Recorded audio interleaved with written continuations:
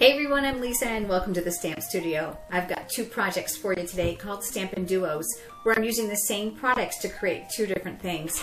I'm going to be teaching you this adorable snowman card, and I've got a fantastic double-page scrapbook layout for you that coordinates with it. Come on over to the stamp table and let's get started. So we're going to start with the card today. Isn't he adorable? I'm going to tell you that I have had a fetish for snowmen for many, many years. There's just something about their chubby little bodies and their always smiling faces that just makes me happy. So I created this card out of cherry cobbler. So we're going to begin with a piece of 8.5 by 5.5 cardstock, and we are going to fold it in half. Next step is going to get that snowflake background, and that uses the Northern Flurry embossing folder. And isn't it beautiful? The one thing I love about it is that the design is primarily up in the corner. So let me show you how to do this. You're actually going to create like a slip cover to your cardstock. So it's going to go down over the front. And I like to make sure my edge is on the seam. Now you can fold it back and then change the tabs on your Big Shot, but I will open it to make it a little bit easier. I'm on tab 1 of my Big Shot. Going to make sure you put acrylic matte on the bottom. And then my project is going to go on top. Now, whenever you're using your Big Shot, you have to make sure you're sandwiching your project between these two clear mats. And then I'm just going to crank it through. So the great part is now I have an area here that's flat and not textured, so I can build my snowman. To create the snowman, you're going to need several punches. I'm going to start with the 2.5 inch circle punch, and that's going to be the body. And the 1 3/4 inch circle punch, which is going to be his head.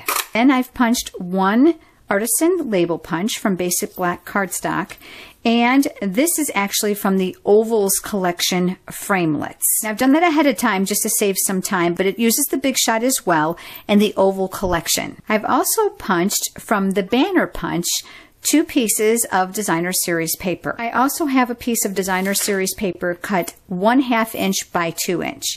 I've also used the triangle punch and a piece of Tangelo cardstock. And see what I'm going to do? I'm going to use the very, very top of this to create his nose. So now we're going to start to assemble him. Working right on the cardstock, I'm going to start with his body. Now, you're going to notice on my original that I have some of his torso is actually cut off, which is totally fine. That's what I want.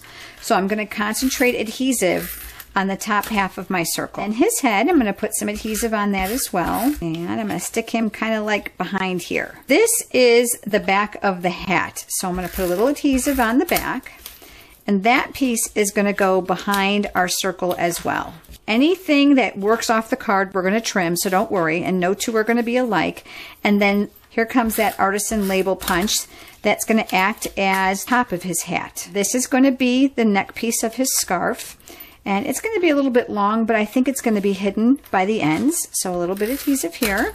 And then we had the 2 banner punches. They're going to go here. Let's talk about this button. It's actually not a real button, but it's texturized with embosslet. An embosslet is actually a Sizzix product that Stampin' Up! Sells.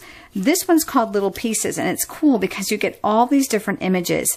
Not only does it work in the Big Shot to cut, but it also will emboss or give you texture. So I'm putting a piece of garden green cardstock in there, and it says place this side down. So we're going to work with it like this. I'll explain to you about the arrows in just a second. Here I am back with my Big Shot again. Again, I'm on tab 1. Remember what we said, there's always a clear mat on the bottom.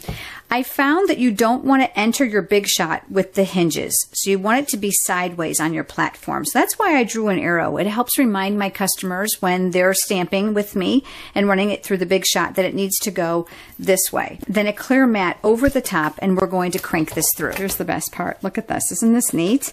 You already have them cut and you already have them embossed. Now for today, we're only going to use the round button, but I certainly won't get rid of the rest of those. I'll be saving those for another project. Just pick which side you like and then put the small piece of dimensional on the back. I am actually going to put this here where the scarf connects. Next, we're going to work on his little nose. Now there's 2 things you can do. On this one, I've actually used a tiny piece of dimensional. I know you think I'm crazy, right? Now here comes another great tip for you. You see how when I turned it over, you're going to be able to see it?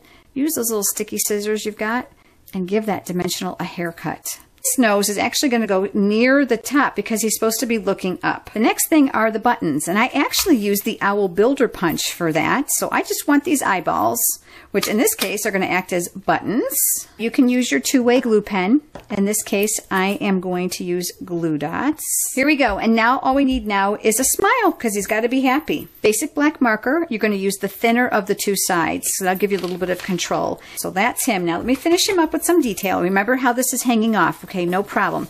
We're going to flip this over. We're going to take a pair of scissors and we're going to cut along the inside edge. It'll help you follow to make sure that it's straight. So there he is. And now we've got to work on the bling to that hat. Here come these beautiful frosted sequins. I used glue dots for this.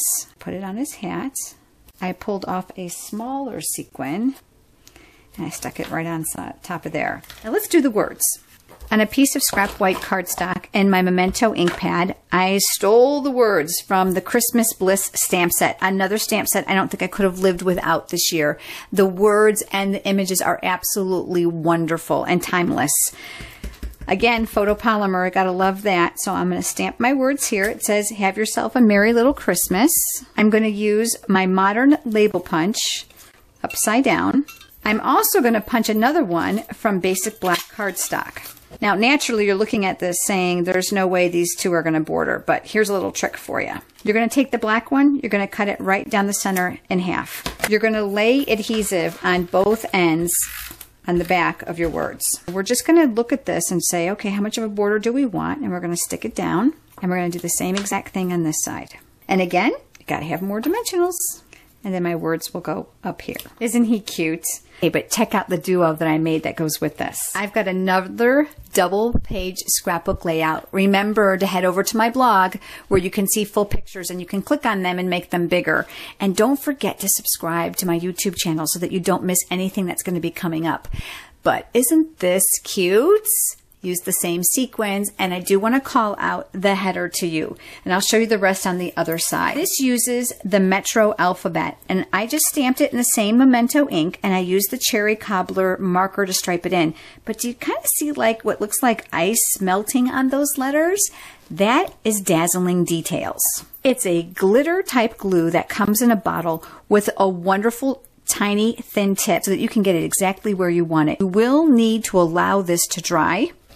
So there's the first page. Now that Metro alphabet also has this cute heart that fits the full heart punch and the little snowflake. Of course, it says, you melt my heart.